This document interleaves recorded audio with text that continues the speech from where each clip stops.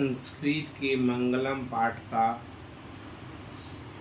महत्वपूर्ण ऑब्जेक्टिव देखते हैं। इन ऑब्जेक्टिव्स को पढ़ने के बाद मंगलम पाठ के सारे ऑब्जेक्टिव्स क्लियर हो जाएंगे। देखिए, सत्यमेव जयते लिया गया है कहाँ से? मुंडकोपनिषद से। ऋतस्य का अर्थ क्या होता है? सत्य। सत्य का मुख ढका है किससे? सोने के पात्र से। येति का अर्थ क्या होता है? पार करना। किसकी जीत नहीं होती है? असत्य की जीत नहीं होती है। 6 नंबर, छोटे से भी छोटा, बड़ा से भी बड़ा कौन है? आत्मा है। नाम एवं रूप छोड़कर समुद्र में गिरती है कौन? नदियाँ। मंगलम पाठ में श्लोकों की संख्या कितनी है? 5 बताई गई है। हिरण्मयेन पात्रेण ... दृश्यते श्लोक कहाँ से लिया गया है? किस उपनिषद से लिया गया है?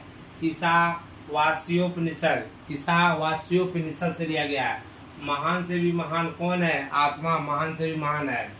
संपूर्ण संसार किससे अनुशासित है? आत्मा से। किसकी जीत होती है? किसकी जीत होती है? सत्य की जीत होती है। सत्य का खजाना कहाँ है? देवलोक में सत्य का खजाना है। उपनिषद की शास्त्र को बताता है, दर्शन शास्त्र को बताता है। उपनिषद किसके अंतिम भाग में है? वांग्मय। मंगलम पाठ के रचनाकार कौन है? महर्षि वेद व्यास। दैश से मोक्ष की प्राप्ति होती है, सत्य से मोक्ष की प्राप्ति होती है। सत्य से मोक्ष की प्राप्ति होती है। नचिकेता की कहानी ली गई है कहाँ से? कठोपनिषद से ली गई है। जीवों के हृदय रूपी गुफा में दैश छुपा हुआ है, आत्मा छुपा हुआ है। मंगलम पाठ के 5 मंत्र कौन कौन है? ईशावास्योपनिषद। इस उपनिषद से क्या लिया गया है? हिरण्मयेन पात्रेण ... जो श्लोक है वो कहाँ से लिया गया है? ईशावास्योपनिषद से लिया गया है।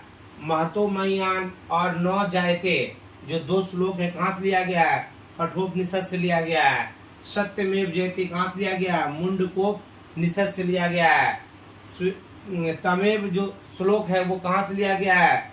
श्वेताश्वतरोपनिषद से लिया गया है। श्वेताश्वतरोपनिषद से लिया गया। श्वेताश्वतरोपनिषद से लिया गया। उपनिषद की संख्या कितनी है?